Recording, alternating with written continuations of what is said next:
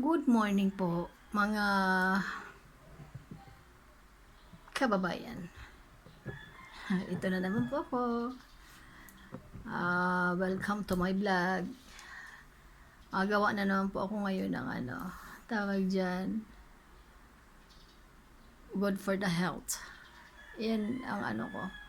Twice a week o pwedeng once a week ka lang magagawa ng ganitong tinatawag na tawag dyan.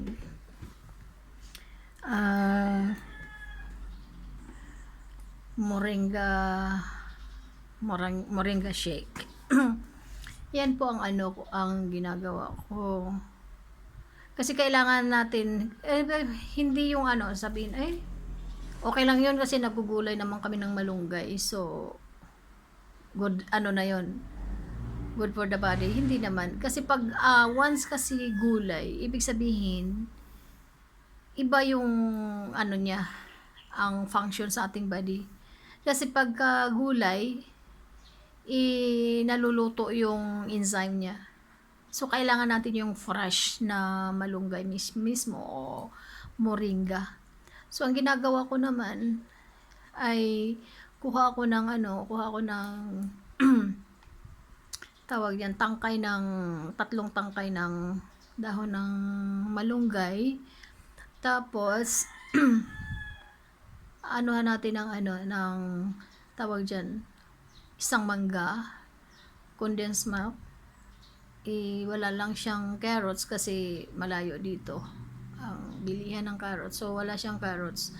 Importante, meron siyang mangga pampasarap. So, okay na rin para matolerate ko ang lasa ng malunggay kasi medyo nangangagat sa dila. So, kailangan natin gumawa ng paraan. Pwede namang ilalagay natin dyan pineapple chunk. Tapos, lagyan natin yan ng yan, mangga, carrots. So, nasa atin lang po yan. Basta importante naman dyan yung enzyme ng malunggay na may intake natin. Kasi once na tayo nakapag-intake na ng ganyang moringa shake, ang kagandahan niyan, yung pagdudumi natin araw-araw, meron tayong mga pupunan na kakaiba. Nasadya nga talagang lilinisin talaga niya yung tiyan natin. Tapos, parang after ng parang nagiging, sa akin kasi, dati, parang every other day ako napupo. Ngayon, regular na lang ang ko pag dudumi tuwing umaga. Tapos talagang nararamdaman ko talagang labas lahat.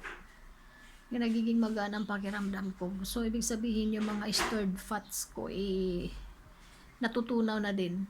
Maganda talaga siya. At saka, halimbawa, sticky na yung blood natin. So, kailangan natin ito. Maganda din ito sa sa pag-control ng blood natin, blood pressure. So, iwas din siya sa mga diabetes, something na mga komplikasyon sa ating katawan na dapat maiwasan.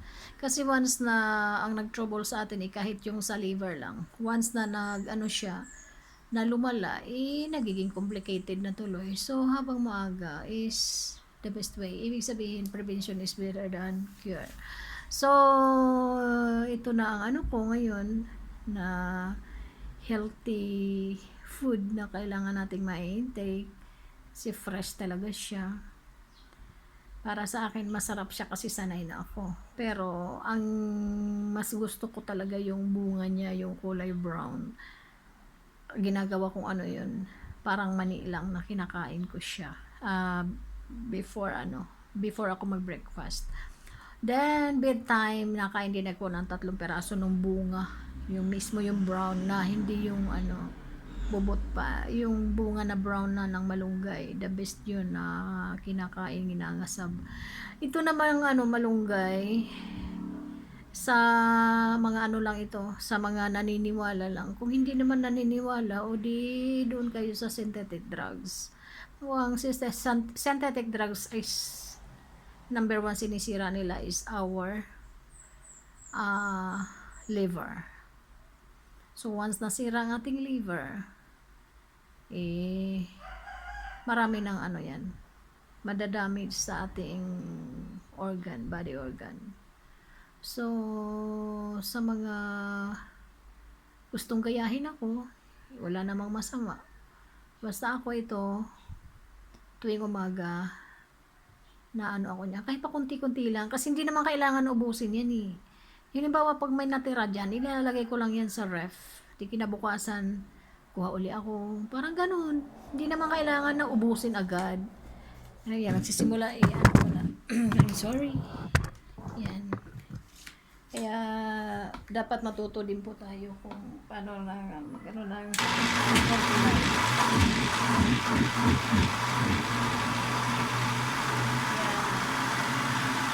Yan. Ano na niya yung lakasan natin.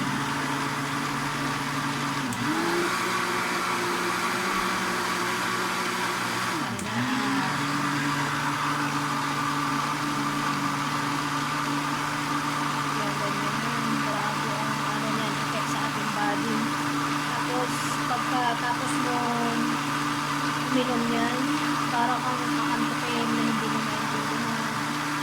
Tapos, pagkagising mo, ang sarap na yun. Tapos, kung paganda siya ng kutis, kahit ano, ako, nagtataka sila bakit pinkish yung mukha ko. Ano daw ang sekreto ko? Ano ba daw nilalagay ko sa mukha ko? Sabi ko, wala naman, sekreto ko lang eh. Nagmamalunggay lang ako, shade. Ayan, maganda din kasi siya. Pagpaganda ng kutis. Tapos yung ipin, sa eyesight, maganda siya. Marami siyang benepisyo sa ating katawan.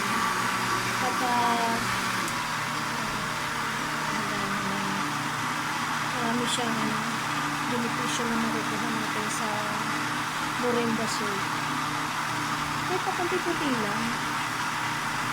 Hindi naman kailangan na ubusin agad. Yung tulad ng ganyan, so, mga ilang araw ko din yan, ilalagay ko lang yan sa freezer. Para, ano siya, mag-i-intake ako ngayong umaga, tapos mamaya bago matulog. Hindi yung ano na yan. Pinahari natin. Sagad-sagad. Ang sarap na kasi.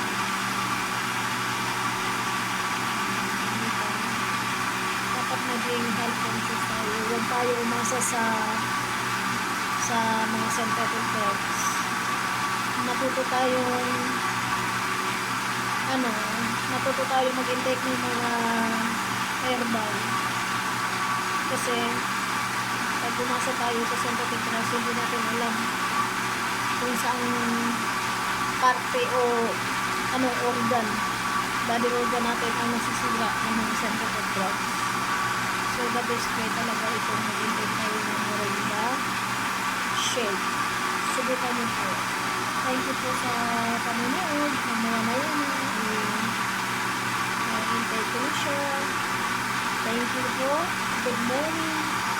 And God bless po sa ating mga pagkalain po. Pagpalain po tayo ng buong mga pagkalain. Thank you po. Good morning.